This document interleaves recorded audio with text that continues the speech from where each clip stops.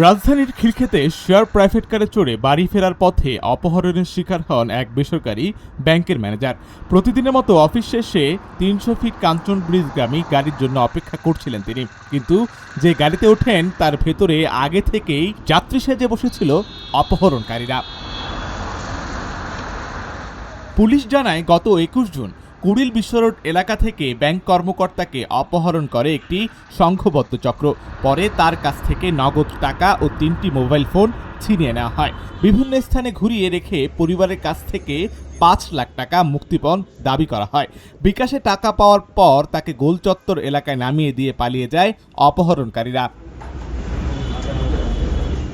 ভুক্তভোগীর অভিযোগের ভিত্তিতে তদন্তে নামে খিলক্ষেত থানা পুলিশ। তথ্য প্রযুক্তির সহায়তায় রাজধানীর মিরপুর ও মুন্সিগঞ্জে অভিযান চালিয়ে অপহরণ চক্রের ২ সদস্যকে গ্রেফতার করা হয়। তাদের দেওয়া তথ্যের ভিত্তিতে উদ্ধার করা হয়েছে অপহরণে ব্যবহৃত ৩টি প্রাইভেট কার। কামরুজ্জামান নামক একজন ব্যাংকের একজন ম্যানেজার, উনি ওখান থেকে আসার সময় ৩০০ ফিটে আসার সময় একটি প্রাইভেট কার উঠলেন শেয়ার করে, যে প্রাইভেট কার নিয়ে উনি এখানে আসবেন।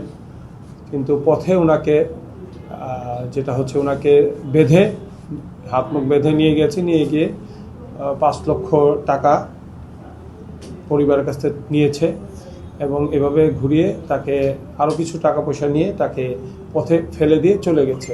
ওসি খিলক্ষেত এবং এই একটা টিম করে দিয়েছি।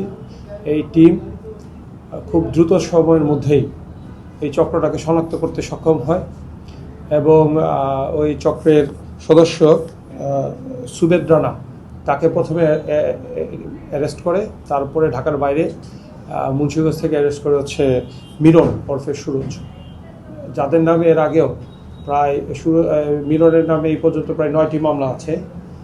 আর আমাদের সুবেদ রানার বিরুদ্ধে আমরা দেখেছি আনার পরে যে 4টি মামলা আছে।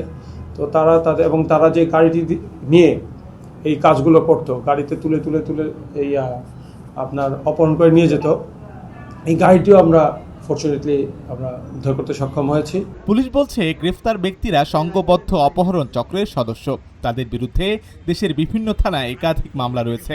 চক্রের অন্য সদস্যদের গ্রেফতারে অভিযান অব্যাহত রয়েছে বলে জানায় পুলিশ।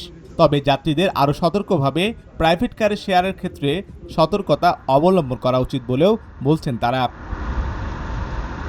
আশিক আরেফিন, ঢাকা জার্নাল।